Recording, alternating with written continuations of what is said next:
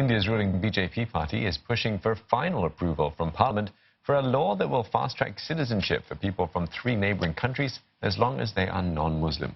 The Citizenship Amendment Bill is being debated in the upper house and it's already passed the lower house of Parliament.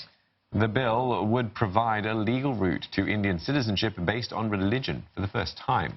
The leader of the opposition Congress party has slammed it as an assault on the foundations of India's secular constitution. Neha Punia joins us live for more on this story. Neha, tell us more about today's debate so far.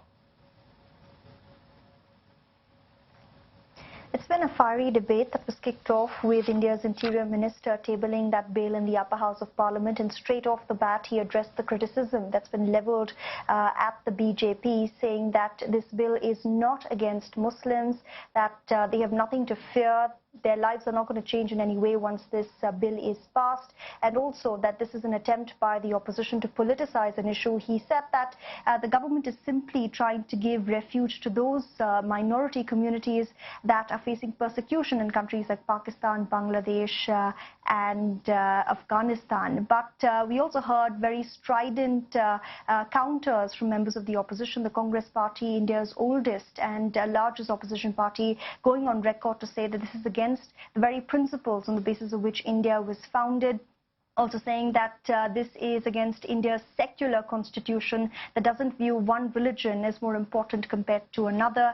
They also said that this is perhaps linked to the citizenship test that the BJP conducted in the state of Assam, where in the aftermath we saw 2 million people being left out, many of them Hindus, and many BJP leaders were heard saying that genuine citizens of the country have nothing to worry about. And the opposition is claiming that this bill is a backdoor entry to those people left out, because once this bill is passed, if they're a Hindu refugee or an illegal immigrant, they will have the legal sanction to stay on in the country, something that Muslims will not enjoy.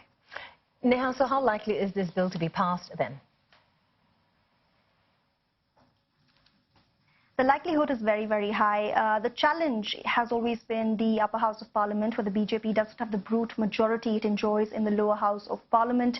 It's why this bill has been languishing in the Rajya Sabha for almost a year now. But this time around, many regional parties have said they will stand by the BJP on this issue, and we could very well see that bill becoming a law in the days ahead. But what this essentially will mean for the country is that the question of citizenship will now be answered through the prism of religion, and in light of that we've seen some very violent protests in many parts of the country. For the last 24 hours the northeast of the country has come to a near standstill. In fact, many army personnel have been deployed there now. Internet services are going to be suspended for the next 24 hours, and there are concerns that this could snowball into a larger political controversy for the BJP, especially keeping in mind that citizenship test I was referring to earlier, which was tried out in the state of Assam earlier this year.